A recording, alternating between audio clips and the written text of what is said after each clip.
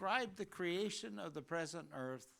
Oh, Genesis 1:1 described the creation of the present earth without form and void. True or false? False. Genesis 1:1 says, in the beginning God created the heaven and the earth.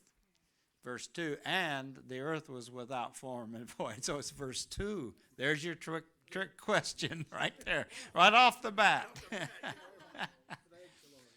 So it was Genesis 1 and 2 that said that, all right?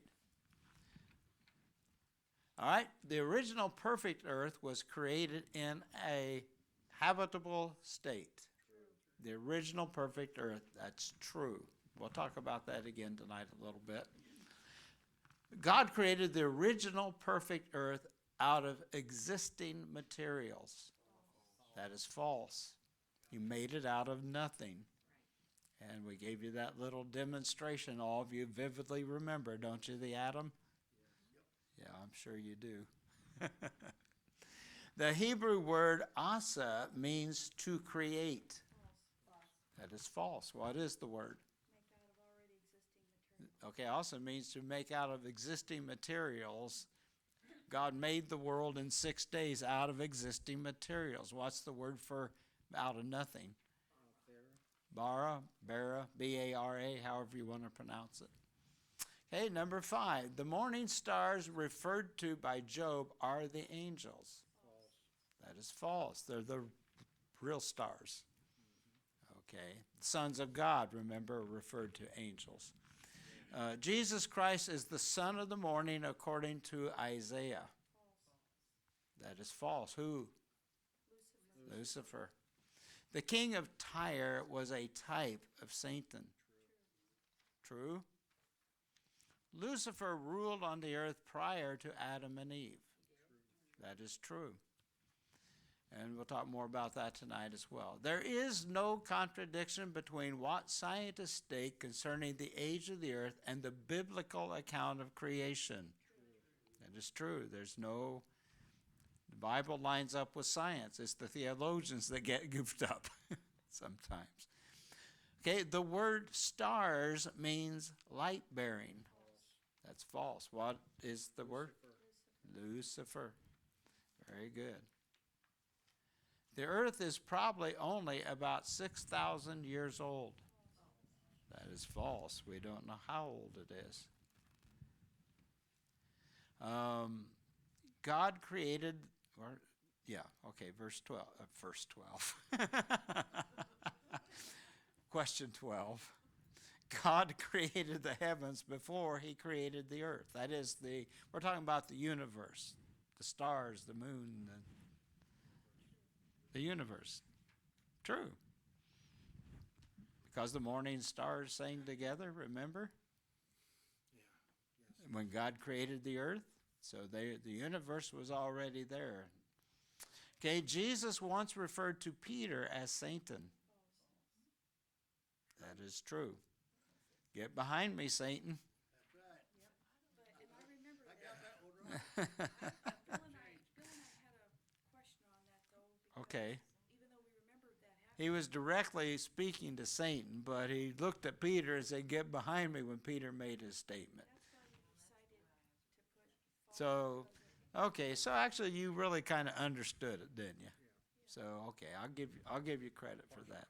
I'll give you credit. If you can explain it that way, I'll accept that. That's good.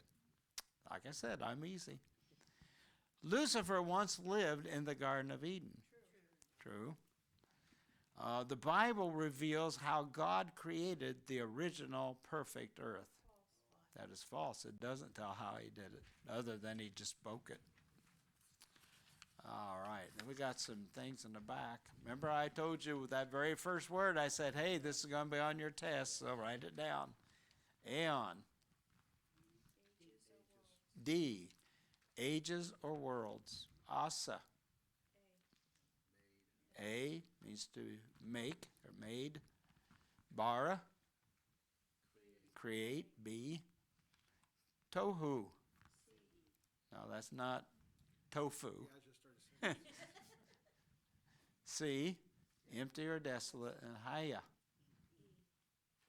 All right. E, was or became. Very good. Anybody get 100%? No, I missed the Peter. I missed the Peter. I missed the Peter question. Well, that's not bad. That's very good. Okay, so we're really rolling along here. We're all the way to verse 2 of Genesis.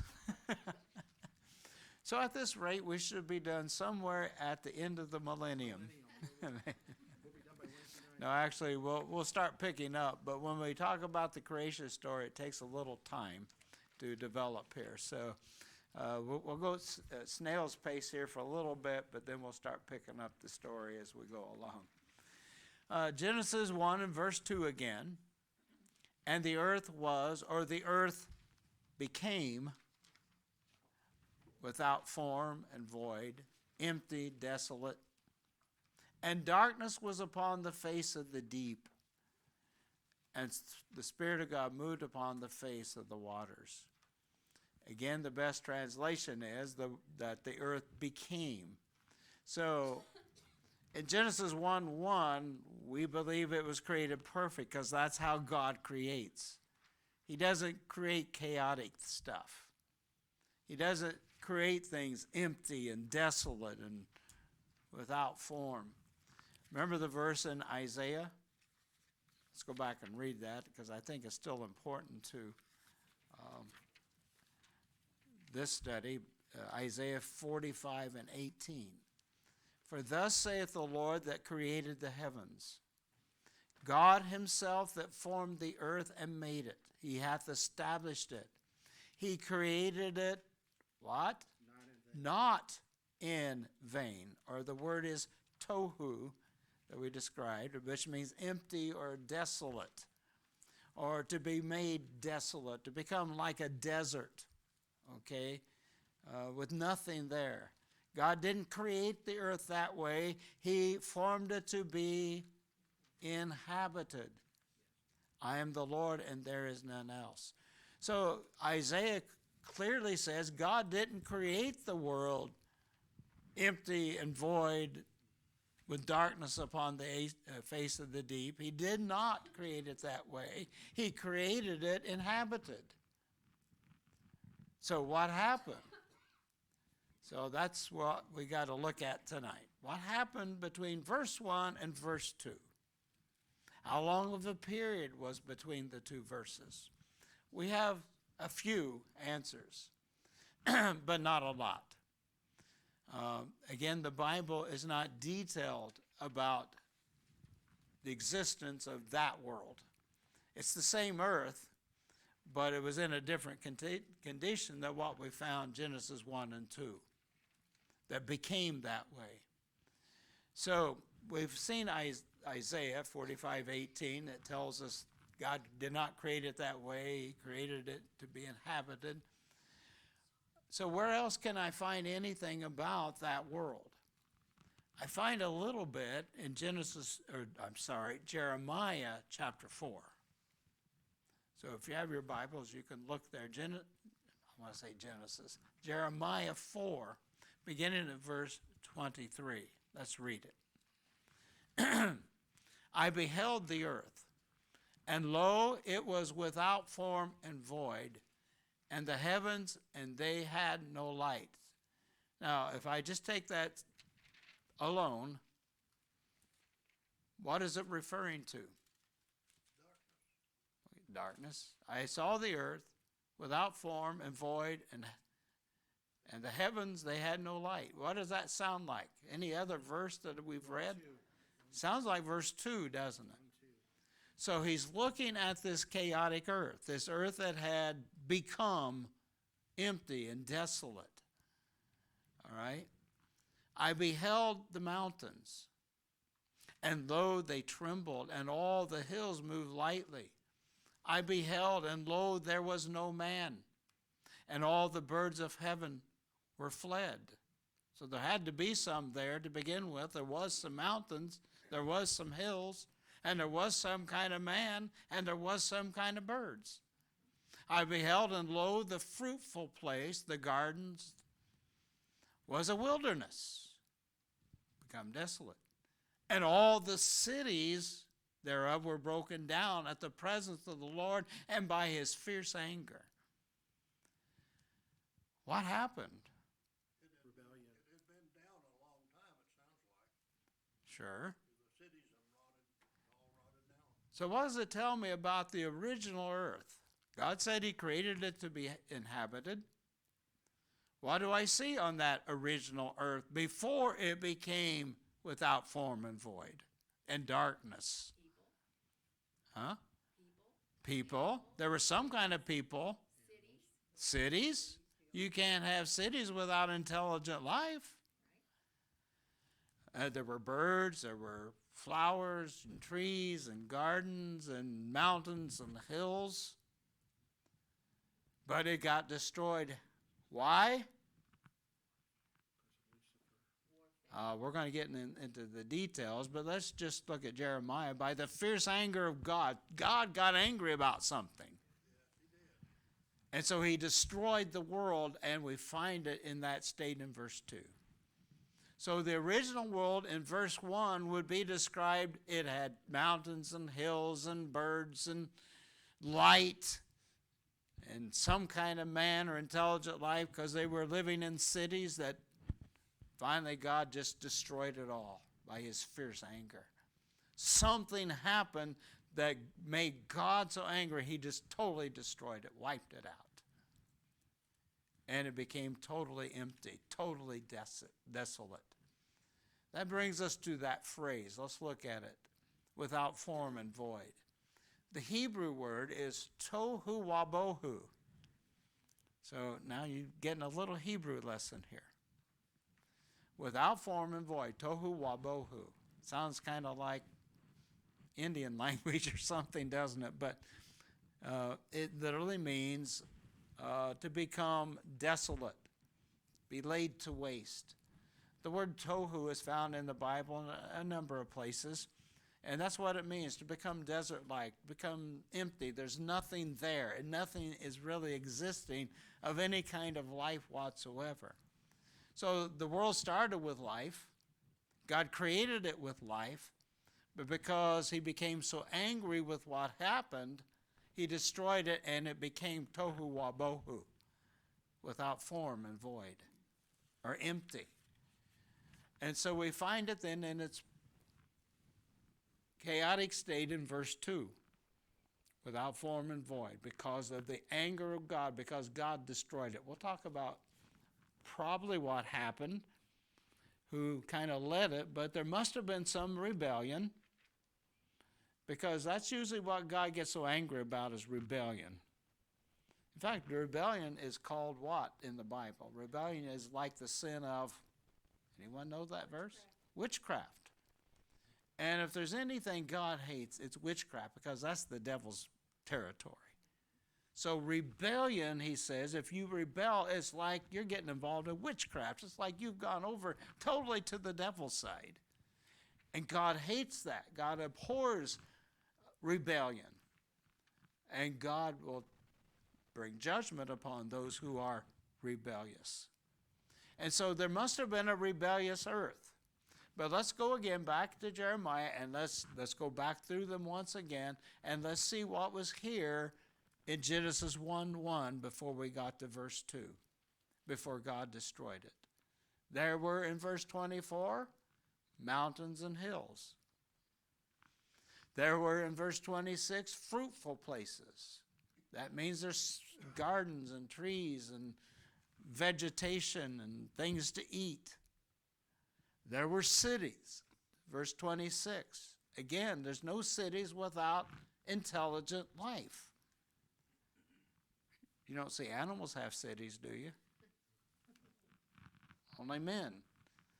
In fact, that's in some ways part of the rebellion. God never wanted men to live in cities. Did you know that? What did he originally tell men to do? Yeah, he told them to scatter across the earth, replenish the earth. It's when they formed cities that they got into problems. One of the first cities, of course, was a place called Babel. Remember what happened there. So when men get together and congregate, they think up bad things or evil things and become rebellious. So there were cities there. There were, verse 25, birds and animals. Verse 25, there were men who lived in cities, but the cities were broken down. God destroyed them, as well as the vegetation, animals. Why? Because of the anger of God, because of the rebellion of that earth. So the earth in verse 23 became tohu wabohu, without form and void. The heavens withheld their light. There was no light upon the earth. Now, I believe that God had already created the sun. It wasn't created in the sixth-day creation, because it's almost like an afterthought when it talks about, oh, by the way, God had created the stars and the moon and the sun. It wasn't created on the sixth-day creation. It was already in existence, but God blocked it out because of rebellion. Now, if you want to ask me how God did that, I can't tell you. I don't know if God had such a huge curtain, he just pulled it out and then it blocked the sun. I don't know. All I know is God can do whatever he wants to do because he's God. If God could create the sun, he could block out the sun. We know the sun gets blocked out and the light gets blocked out when the moon passes between the sun and the earth. We have an eclipse. Maybe God just took the moon, put it in front of the sun, and just left it there. Couldn't God do that? Sure he can. Well, after all, when I read the story in the Bible about the conquest of the Promised Land, one of those battles, they were running out of time, remember? They were about to win, but if they ran out of time, the enemy could regroup, and they needed to defeat them right away. So what happened? God said, I'll take care of this. God took care of it, and how did he do it? Stop the sun. Stopped the sun, held it in its place, and the sun stood still. And I've actually read where scientists, they know how to calculate history and how things progress, and say there's a time period missing in history, and they don't want to talk about it much because they can't explain it. And the only way you can explain it is God said it, God did it. So if God wants to hold back the light, he can do that, and he did. So it became dark. And he destroyed it by covering it with water. Now, how God put the flood, how he brought the flood, if it was like in the days of Noah, he did it that way, I don't know. I don't know if God broke up the earth and water came up out of the earth or rains came down. And I don't know how God did it, but I know he did it. Now, if you look back through scientific history, we know that the earth has been hit by catastrophic meteors, some of which have left craters so big that it would have destroyed the earth. And if that's how God did it, that's how God did it. I can't tell you he did, how he did it. I just know he did. So God destroyed the earth and whatever life was on it, and left it in this state of verse 2. How long? I don't know either. Probably millions of years. So that explains some of the things archaeologists find when they unearth, why they find remains of animals that don't even exist anymore. Dinosaurs, where did they come from? They didn't go on the ark. It probably would have sunk the ark. I don't know. Probably not. But could you imagine trying to feed dinosaurs on the ark? I mean, the elephants were probably tough enough to have enough food. There were some kind of men, and they have discovered these human-like creatures. What were they?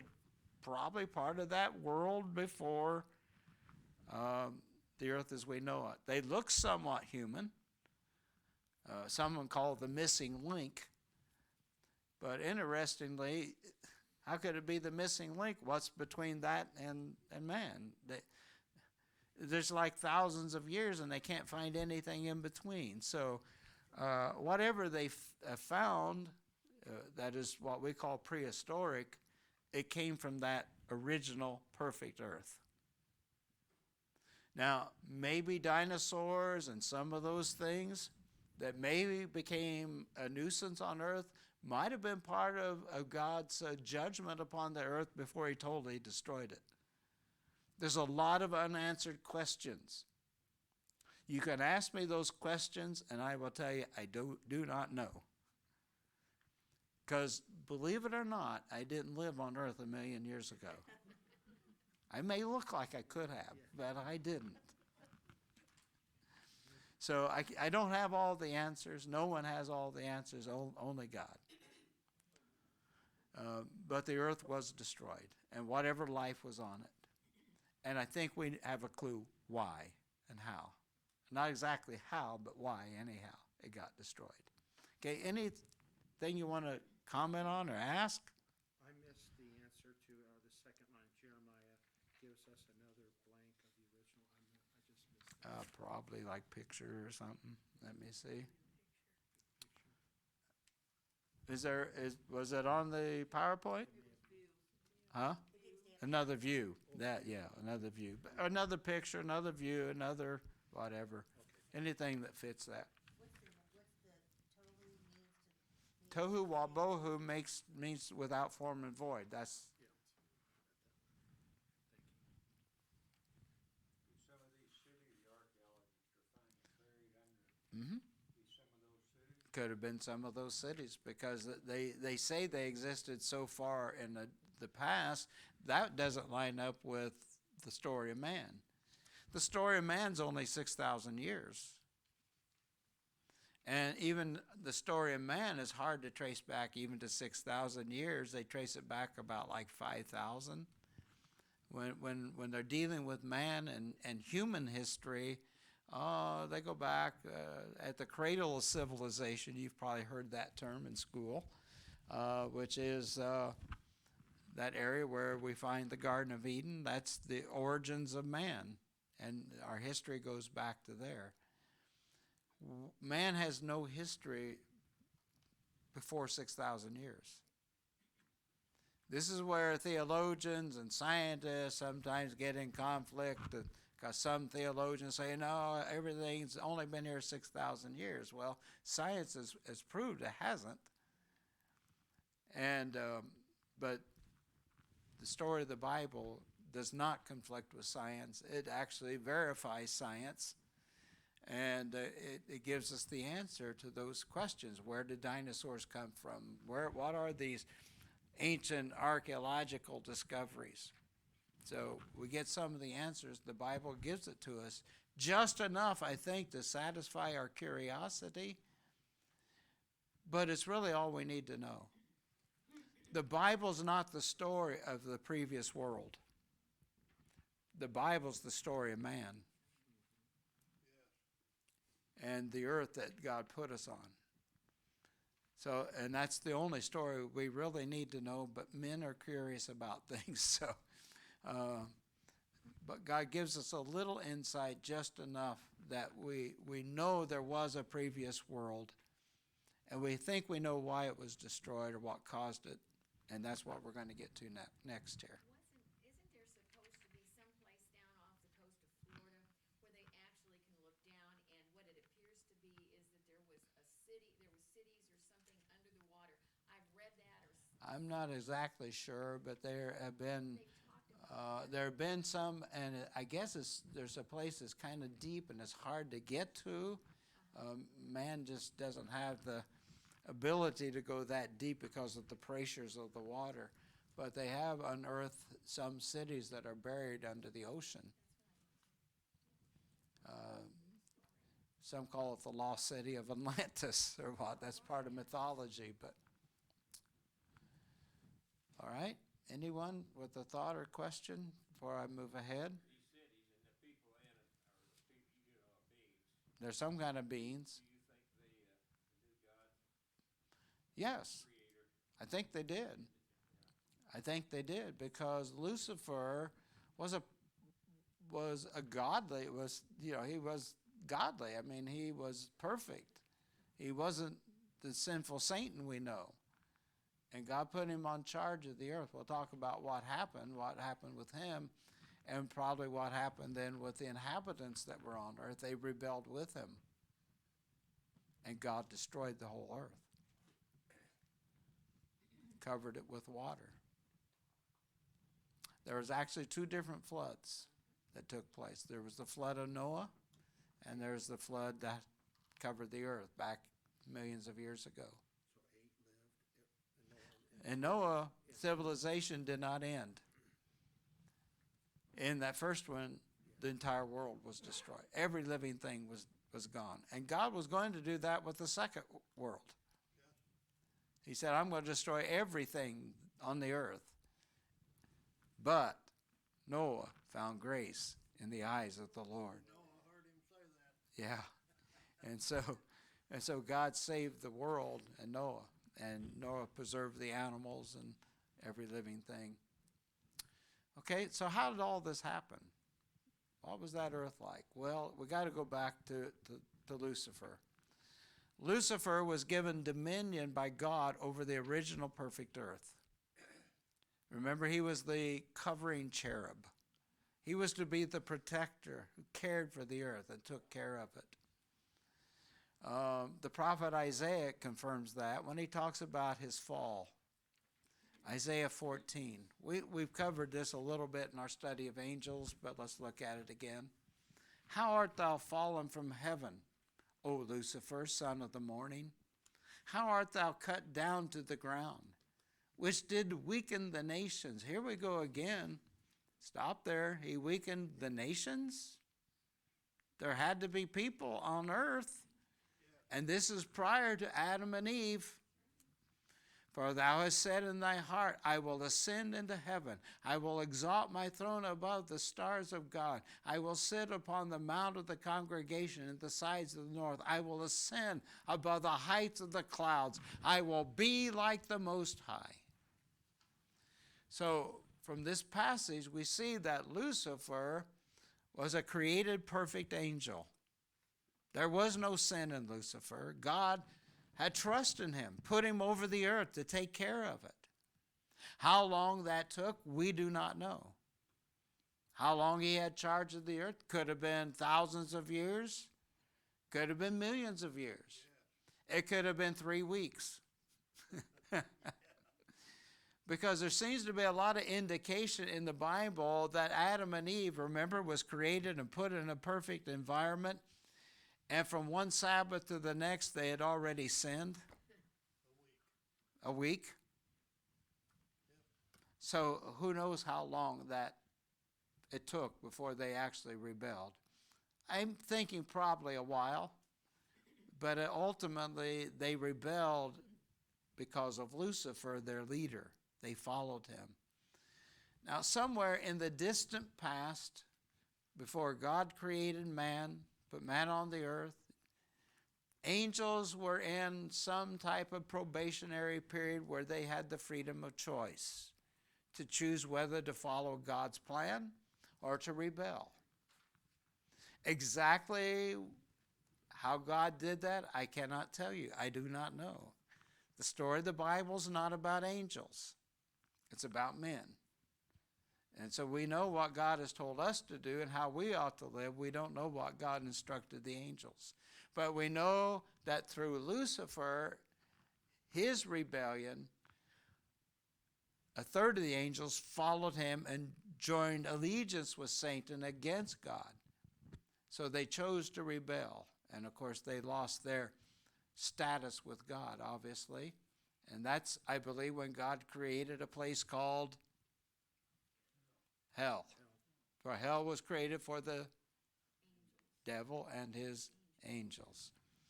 So, but let's go back to him being in charge of the earth. At some point, he decided he wanted more. And so it talks about how he weakened the nations.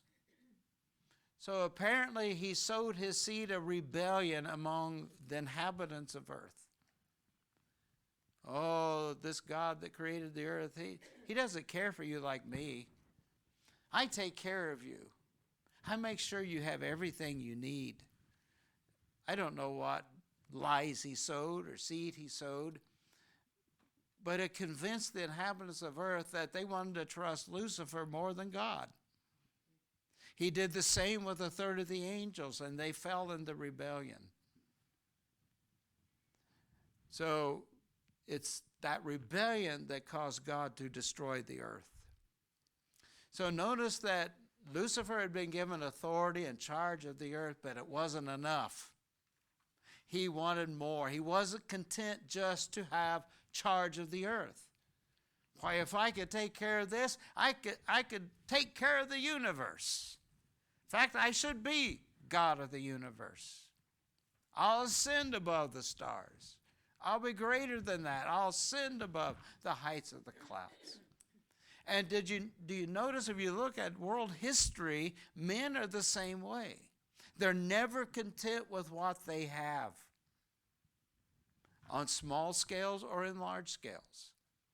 If you look at world history, certain kings and certain leaders were not content. They decided they wanted more. They wanted to expand their empire. Nebuchadnezzar wasn't content with Babylon. Let's expand it. The Syrians, they thought, we'll just take over, and they came in and took away from the Babylonians. And then the Greeks come along with Alexander the Great. He wasn't content with his little empire. He wanted the whole world. And so that same seed that was in Satan, that same thought, fills the hearts of men today. They're never content with what they have. They always want more. And isn't that true with most of us? Yes, it is. Yes, that's right. No matter what we have, it may be enough, but then we see what somebody else has, and we would like to have that too.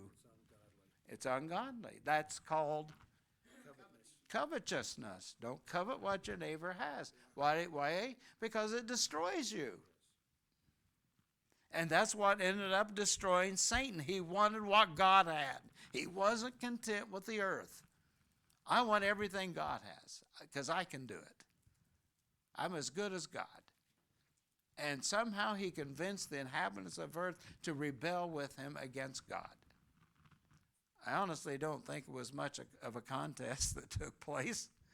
Probably kind of like it will be in Revelation when he gathered the armies of the earth, and remember, was marching against Jerusalem, and God just spit some fire down on them, and poof, they were gone. That's kind of what God did here. Now, how long they were in that state of sinfulness and rebellion, I don't know. I stop and think that the earth has been in rebellion for 6,000 years, and God hasn't destroyed the earth yet. So it may have existed in that state for quite a few years, thousands of years perhaps, until finally God says, Lucifer, that's enough. I'm done with you, and I'm done with this earth. And he destroyed it. It took quite a long time after God's recreation, up to the days of Noah, almost 2,000 years by the time Noah comes on the scene. And we know the world was sinful and rebellious, but it took about 2,000 years before God finally said, that's enough. I'm going to destroy the earth and everything I created. Except for, of course, he did spare Noah and his family. So we don't know how long it existed, but we kind of know what brought about the rebellion. It was led by Lucifer. And we believe that's why God destroyed the earth and every living thing on it. And there was nothing until finally one day God says, I'm going to recreate this world. And he put man on it. And man has become the focal point of God's program today. Okay, before I get to the next little topic here, any thought, question, comments? Pastor, it's not always bad to always want more. No, I'm not saying it's not. It's when we allow greed and to go about it in the wrong ways, to steal or to get it by deceit or trickery. No, I think God created us beings that want to improve, want to better ourselves. And then there's nothing wrong with that innately, but it's when we take it to the extreme that it becomes sinful. Obviously, that's what happened in that previous world, and that's what happens with a lot of people today. And it always leads to a path of destruction. What happened to those great men in history that conquered the world? They all died. And most of them lost their kingdoms at some point. Isn't that kind of where we're at though today? Is some people really try to better themselves. Some people think the world just owes them. Yeah, that's true. There's a big difference between that. And the world owes us nothing. God owes me nothing. I owe God everything. He owes me nothing. But if I am faithful to God, God is faithful to us. And I believe people have gotten in states they're in oftentimes because of sin and rebellion. I'm not saying that you don't have problems when you live a good life and a godly life. Sometimes we still have problems and difficulties, but God's always there and He gets us through and takes care of us. When people end up in the worst of states, it's often because somewhere there's been rebellion or there's been sin against God's plan or God's program for their life. Okay, any other thought? You said the Bible is the story of man, not about angels, and I thought you said it's not about something else too. I didn't, I might have said something else, but I can't remember what it was. because that was really good, and I didn't catch it. The Bible is the story of man, not about angels. I thought you said. Or the previous world, or any other world. You know, it's just about our world and man. Okay, previous world. Yeah. Okay? The Bible gives us bits and pieces, but the story's not about that. It's just enough to tell us something did happen. And it actually becomes object lesson to us. Jeremiah chapter 4 was actually an object lesson for Israel. I think actually I might get to that a little bit later. Because God says, in your rebellion, I'm going to destroy Israel and your land because of your rebellion. And Jeremiah tells them this story to remind what God does. God does not tolerate rebellion. Okay, it's one of the worst sins that we can have against God, to rebel against Him. That's what the Tower of Babel was, rebellion. And look what God did. He confounded the languages, scattered people across the earth. Okay? What happened to these people? We'll call them people. Honestly, I think they looked somewhat human, but they weren't man. I think they have sort of a form of man. But what happened to them? Did they have eternal spirits? I think they did. Because it would seem to me, in all of God's creation of intelligent life, they were created with an eternal part. And so if that be the case, what happened to the spirits of that pre-Adamite world? Did they become demons? There's a good point that they did. And we can call it a theory, but this theory, I believe, there's a distinction between angels, fallen angels, and demons. They're not exactly the same. And we'll talk about that. So the difference is angels have their own bodies. They have their own spirit bodies. We kind of cover that a little bit in our study of angels. We never read in the Bible of angels seeking to inhabit human beings. Never. You never read of that in the Bible.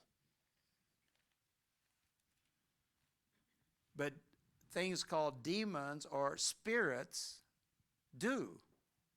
They constantly seek to possess human beings. They don't try to possess trees or dogs or cats. Although I think I've seen a few that are possessed. Yeah.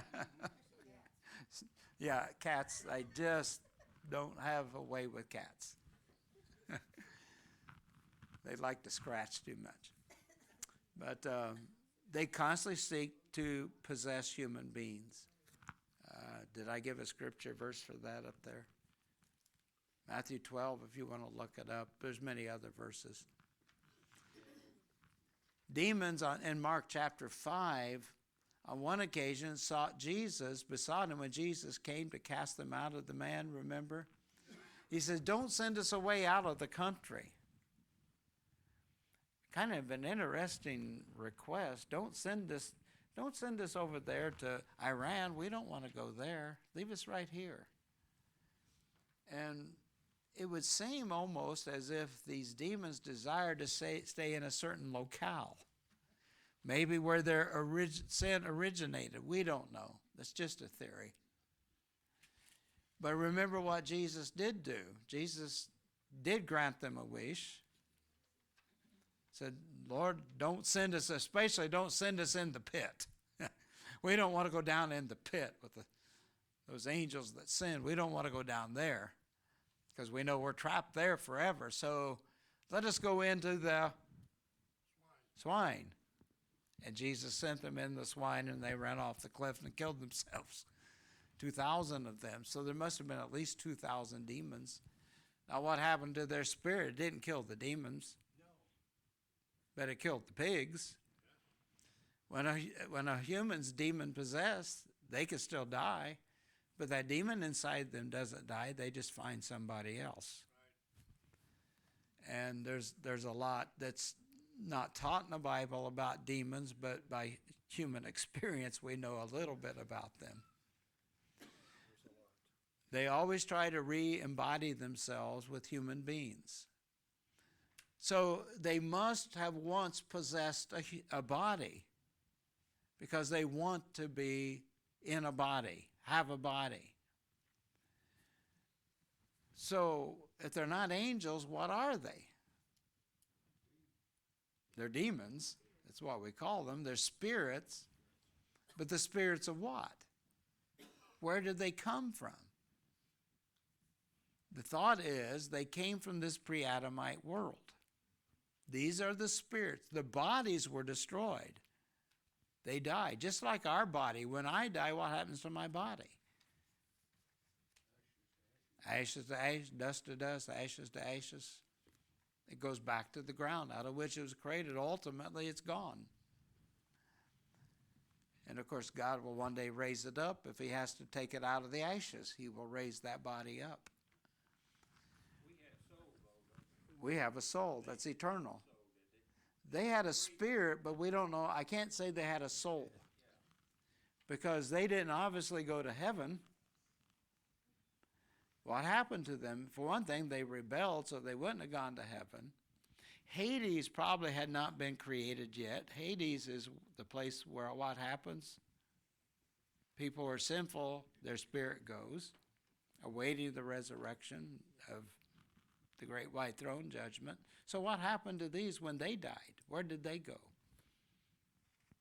Perhaps they were just loose upon this chaotic world in this horrible state for millions of years until God recreated the world. Yeah, remember when Saul went and he wanted to talk to Samuel? Yeah. Went to the Witch of Endor. Right. He asked her what she saw, and she even said she saw little gods coming up, kind of like Yeah, going up and down. And we know that couldn't be the angels because they're incarcerated. right. So what was it? Probably these demonic spirits. Have a little way to go, maybe a little down a little bit, back up a little bit. Yeah. So that's where we believe demons come from. They aren't angels. They're not fallen angels. There's something totally different. God doesn't even put them in the class with angels. They're totally different. So we believe that's what happened. Now, what happened to the bodies? They could have been destroyed by ashes. God's done that. Or they could have been swallowed up by the earth, like Korah and his rebellion. Or they could be buried under the cores of the earth, and so sometimes when earthquakes turn the earth upside down, they find layers of fossils and various things that came from a previous world, a previous time. Sometimes they find these, what they call prehistoric man or the missing link. These are probably beings from that pre-Adamite world. They may be buried under the bottom of the ocean. Maybe that's where, as you said, their cities are buried under the ocean. Some places of the ocean are 7 miles deep. What's at the bottom? No man can get that far down. You see, when God destroys it, he does it really good. And so there's not a lot of evidence, but there's some. Where did the dinosaurs come from? How do we explain them? They had to exist in a previous world before Adam and Eve, because we can only go back 6,000 years. Yeah. So did all of those earth inhabitants, They all perished. they They all none of them- perished. none of Not one of them, to our knowledge. sided with God? To our knowledge, it seems no.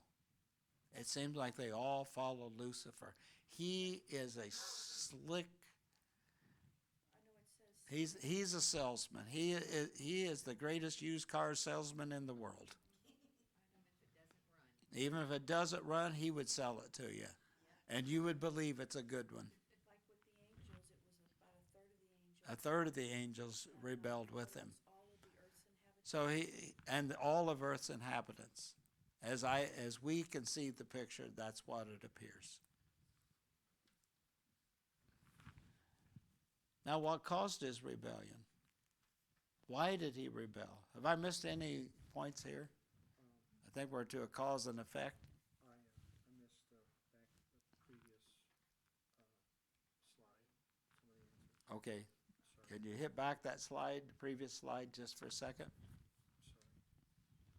So the Bible doesn't give us a full count. We don't know all the story. We have to speculate. And so we answer it the best we can, but we don't have all the answers. And quite frankly, it doesn't matter.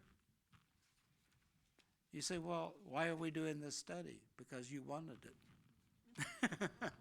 This is what you asked for. And you got it, whether you like it or not. But we are curious people.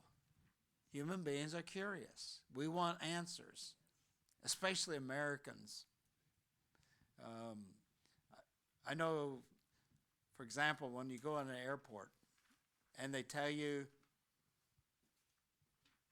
the time is delayed, we want to know why. Do you ever notice that? We want to know why. How long? Why? And the longer it's delayed, the more we want to have the answer. We demand it. That's Americans. We live in the Philippines. The Filipinos would care less. That's just more time to party. Have fun. Oh, we don't care. We'll get on there eventually. But we want to have the answers. And frankly, we can give you some answers, but not all the answers. Some things we just have to leave it to God and trust him. But I do have all the answers I need for my salvation. But for the salvation of that previous world and what happened, I don't have all the answers. Just the bits and pieces. Since you mentioned that we want answers, God hasn't come yet.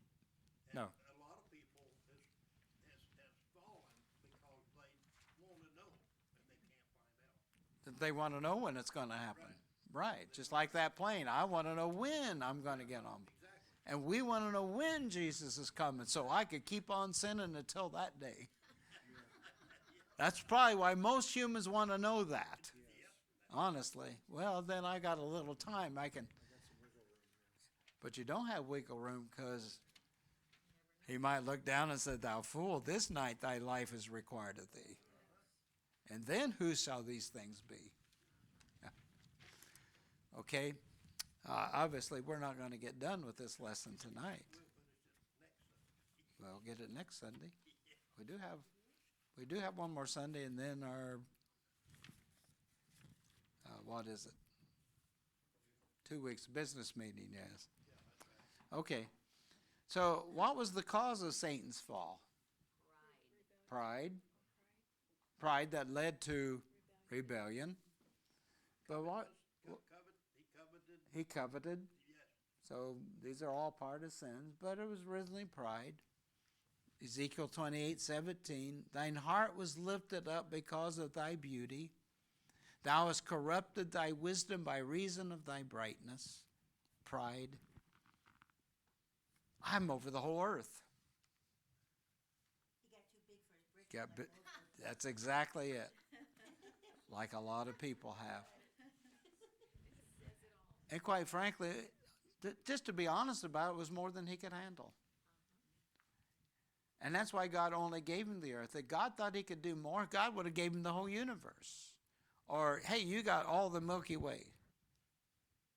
But God just put him over the earth. Be content with what God gives you. He'd be looking forward to heaven if he would have. That's right. So, but it reminds us of Proverbs 16:18. Pride goeth before destruction, and a haughty spirit before a fall. And so pride led to the rebellion. How long it took, how long God allowed it, we're not really sure. But we know, I think that's what Jesus was referring to in Luke 10:18. He says, I beheld Satan as lightning fall from heaven. I saw his fall. I think they're building something back there. Or tearing it down, one or the other, I'm not sure. So we'll finish kind of with this thought. How long God allowed Lucifer and his subjects to remain on the original perfect earth in the unfallen state, or in their fallen state, I don't know. Again, comparing it to earth, God's allowed the earth to go 6,000 years since the original sin of man. And God hasn't destroyed the earth yet. And I put the word yet, because he will destroy this world. But a different way than he did in that previous world. What we do know is that God destroyed the earth somehow by a universal flood. He covered the whole earth. Destroyed every man or every intelligent life, animal, plant, whatever, and nothing was left. It was left totally desolate. He blocked out the sun. Can you imagine how cold without the sun upon the earth? But this explains the Ice Age. It probably became frozen, even the oceans that covered the earth. This explains verse 2, when the Holy Spirit hovered over the waters of the earth and began to bring about the creation of the world that we know. I think I'm going to stop with that. Just remind me, we're going to pick up 2 Peter 3. Because Peter talks about the world that was then was. He talks about that original world and how it was destroyed by water. And we're going to show you very clearly he's not talking about Noah's flood. It's a totally different flood.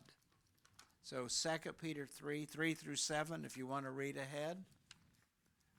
All right, so we'll talk about that. The end of the world that then was. And then he talks about the world that is now.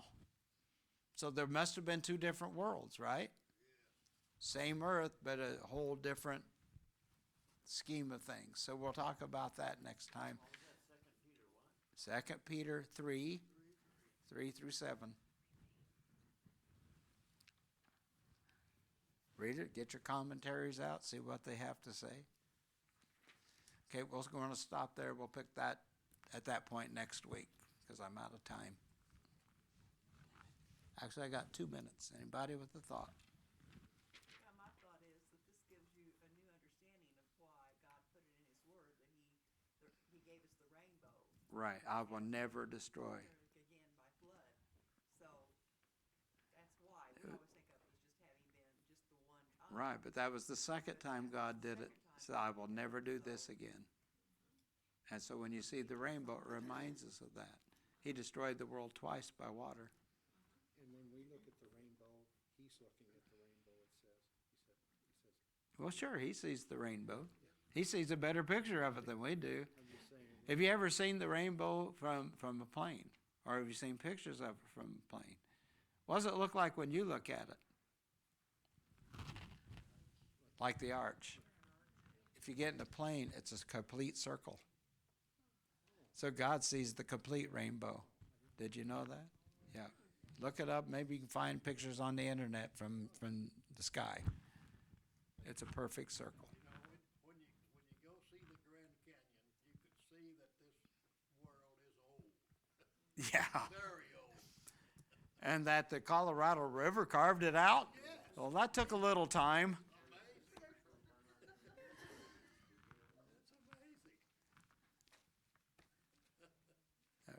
Reminds me of a joke, but I'll have to hold it. About tearing down the walls of Jericho, one of the kids in Sunday school class, I didn't do it. So he must have been guilty of a lot of things. Father, thank you, Lord, for our time together, for the understanding that you give us. Lord, we're honest. We don't understand all of this. I can't grasp all of this. It's beyond me. But I thank you for the little bits and pieces and nuggets that you give us to give us some clarification of what happened. And it's a reminder to us that, again, rebellion of man is going to destroy the world one more time, only this time by fire.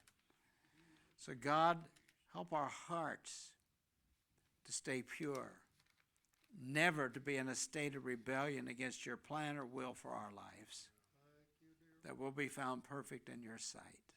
In Jesus' name, amen.